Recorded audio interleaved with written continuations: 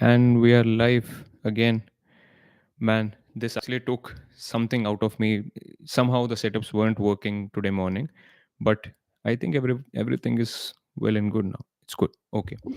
Hello, good people of the internet. Welcome to day 2 of the 20-day live challenge that I've recently started on my YouTube channel. If you're watching this on any other platform other than YouTube, this is being shot live on YouTube and then being syndicated to all the other platforms, including the one you're watching on right now. So if you're watching this anywhere other than YouTube, make sure you check out the A Better Way YouTube channel by Chetan Narang. A Better Way YouTube channel. Make sure you check it out. Make sure you subscribe, and let's keep going. Another reminder, this 20-day live challenge is not only for me. I am extending this challenge to everyone who's watching this right now. If you want to, you can actually take part in the challenge in the sense that you can turn on your camera and talk your mind out for the next 20 days online. Or if you want to be a part of the challenge on a Better Way platform, what you can do is help this channel reach 10,000 subscribers by the end of these 20 days. That is the challenge I'm extending to everyone in my community. I'm trying to see if this is a better way to harness the power of our community. By the way, well done yesterday, guys. The channel actually ended up getting more than 30-40 new subscribers as of yesterday after yesterday's live video. So I'm sure people are sharing this out, although yesterday's live video did not nearly get as many views, as many viewers as I would like, but I think that will help going forward if you guys keep sharing this content out. Today I have something extremely powerful, honestly. Yesterday I talked about a shlok from the Bhagavad Gita, the only shlok that I remember ever since my childhood. Today, I wanted to extend on the metaphor of the Bhagavad Gita, specifically the metaphor that Mahabharata holds for us. And the metaphor is, if you're not aware, the Mahabharata is a Hindu epic and it has two sets of brothers, the Kauravas and the Pandavas, who engage in an epic battle towards the end of that story. So in some sense you can actually interpret Mahabharat as if it was good versus evil in the sense of Pandavas versus Kauravas. But I like to bring another view to the table, in that it was actually also Krishna versus Shakuni. Now, both these characters were very central characters in the entire epic. You do not have to read the book, or you don't have to watch the TV series to actually understand them. Just hear me out here. There were two central characters in that novel. One was Shri Krishna and the other was Shakuni. Krishna was associated with Pandavas, the good side, and Shakuni was associated with Kauravas, the bad side. Now, both of them are extremely wise characters, extremely intelligent characters, and they knew how to get their way across, get their thoughts across. They knew how to play with words. They were extremely wise, both of them. The difference between both of them was actually the sides they took, was actually the choices they took. Krishna would always use his words, would always manipulate his words so as to get the Pandavas and everyone around him to do the better things. Even if it was the harder thing to do, he would always motivate them with his words to do the better thing. Shakuni, on the other hand, would always mince his words, would always manipulate his words around to engage other people in the kind of conceit that he was engaging in, to get them to play a game which was very obviously worse for everyone around other than himself. So he would always play a very selfish game, and he would always manipulate his words in a way that weak people, or rather weak minded people, or even people who were strong minded but were bound um, by their sense of doing good in some sense, or not really going against the order.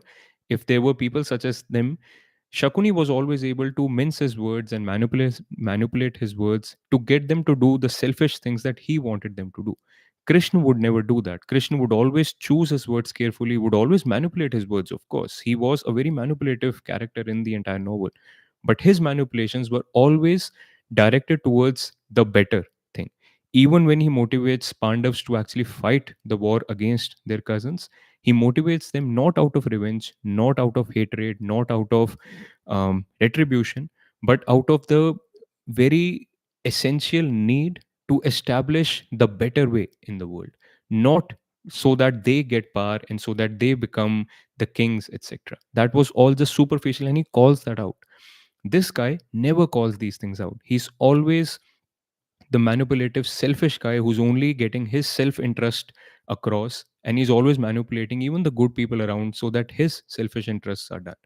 Now, why I'm saying all of this is because you can consider this to be a literal story, which I don't want to get into honestly, but you can consider this to be a metaphor of how the human mind works. All of us are in wars all the day, all of our lives. I mean, not all of our lives, but we are involved in wars in various parts of our lives. And in all of these situations, we are always given a choice. You can either be Krishna or you can be Shakuni, which means we all have Krishnas and Shakunis in our own minds. That those two characters are actually metaphors for how your own thinking works. There is a part of us which wants to do the selfish thing, to do things that we know deep down are worse than what we could be, but we keep doing them because number one, it's easy. Number two, it just seems like being selfish is just prudent, it's just practical. Everyone else is being selfish, so why not me?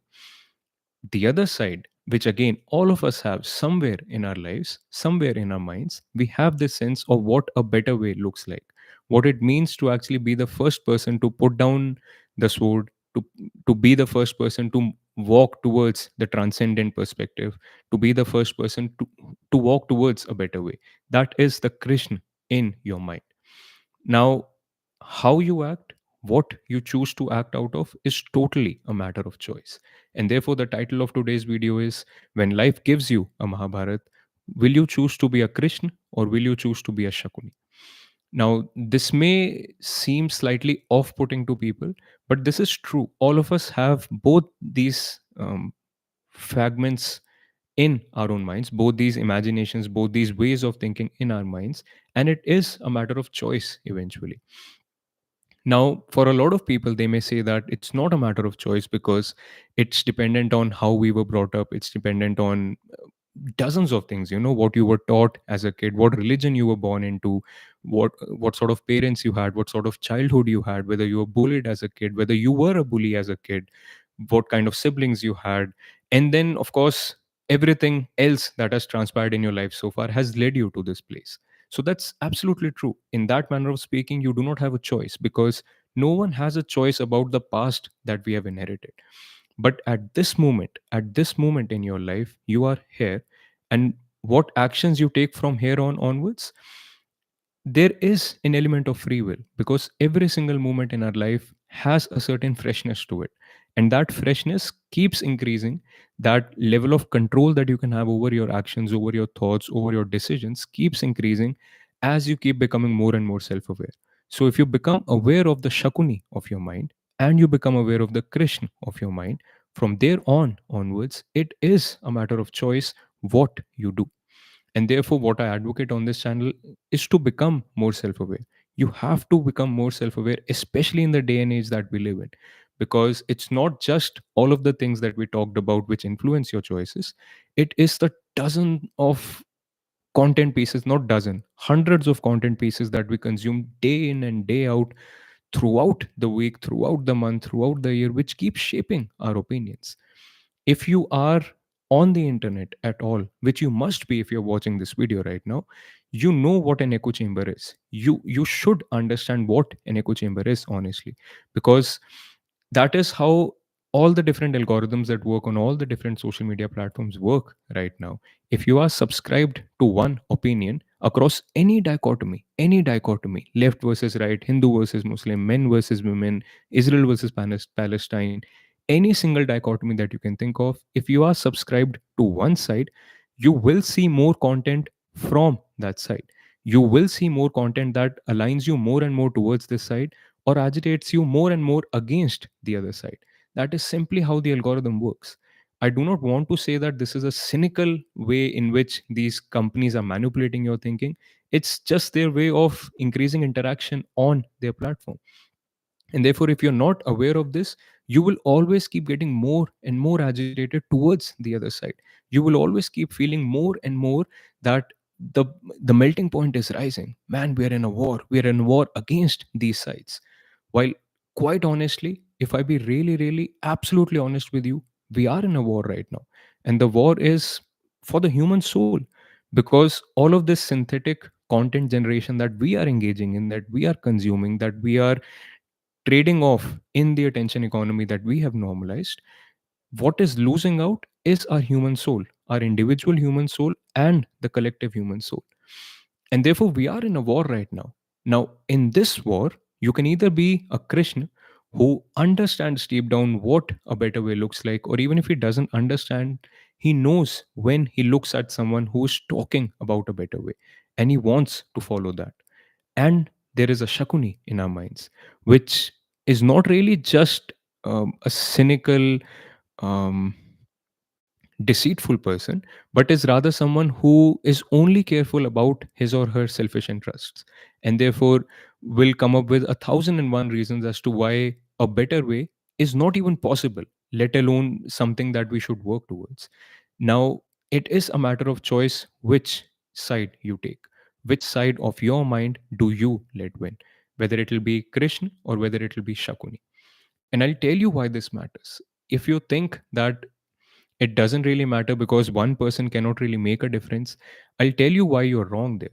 If you look at any single population distribution, let's say along the internet, on social media, almost everyone on social media is arranged in the form of a pyramid, where there are very few people on the top who are actually working as content creators, talking about things like a better way, trying to improve people's thinking, while almost everyone lies at the base of the pyramid, where people are just passively consuming content. Now, because this forms the base of the pyramid, by default there are, almost everyone is here, maximum number of people are here, and therefore these people actually hold the power to change the way the internet works. If you are one of those people who passively consumes content on the internet, you can do a lot of things to actually impact change. I'll tell you some of them. If you consume content that raises the temperature, that raises your own level of agitation against any side, any dichotomy, any side, if the content you're consuming is always making you more and more agitated across this dimension, that content you should mark not interested. Click the three dots and mark not interested. If there's any content piece that you always keep consuming, if there's a certain kind of content that always keeps coming up to you, that makes you feel as if the temperature is rising, that makes you feel as if you want to engage in a war with the other person, you should comment a hateful thing, etc. Again, click on the three dots, mark not interested. If you still keep receiving such content, understand that you have trained the algorithm to keep showing you this kind of a content, and it's time for a detox. You have to take a break from social media. You have to probably reset your social media completely, reset the algorithm. At least there are options on all of these platforms to remove your search history, remove your browsing history, so that you can actually receive fresh content. But this process you will have to keep doing again and again and again, because it's not like you can free yourself from your own biases. That's a very hard line to cross, but this is step number 1. If you want to be a part of the solution, you have to do this. You have to bring the temperature down, online, offline, in your families, in your workplace, wherever you're working, because the current world order is a very messy one, is a very divergent one. There are so many dichotomies in the world. Everyone is so polarized. Everyone is only diverging into their own silos. And therefore, if you're not contributing in putting the fire out, if you're not contributing in getting the temperature down, if you're not contributing in getting the levels of agitation down, you are being a part of the problem. And if you're trying to work against all of these things, you are by default working to solve the problem. And that's all we need. That's all we need.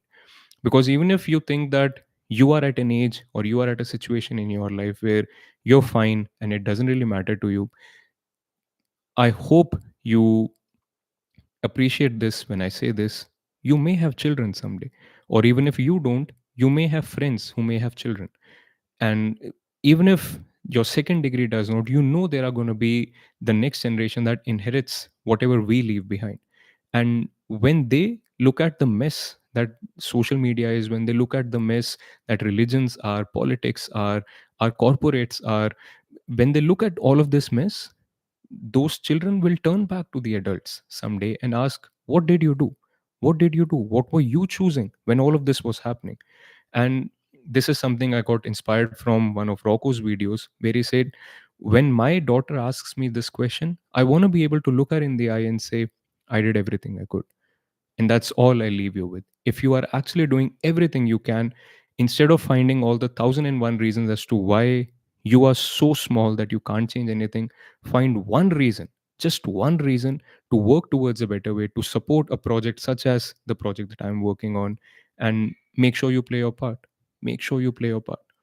So that's it. That's all I leave you with. Um, Again, just a tiny reminder, this challenge is a 20-day life challenge where I'll come every single day for the next 20 days, 18 days now from tomorrow onwards, and talk my heart out live on YouTube. This will then be syndicated to all the other social media platforms where I'm available. And your part as a community is to spread this message across, and the challenge for you is to make sure that this channel, which sits close to 7.5K subscribers right now, reaches 10K subscribers by the end of 20 days. The first live video went yesterday. If you haven't checked it out yet, make sure you do that. Make sure you subscribe to this channel if you haven't already. And I'll see you in the playground tomorrow. Until next time, peace out.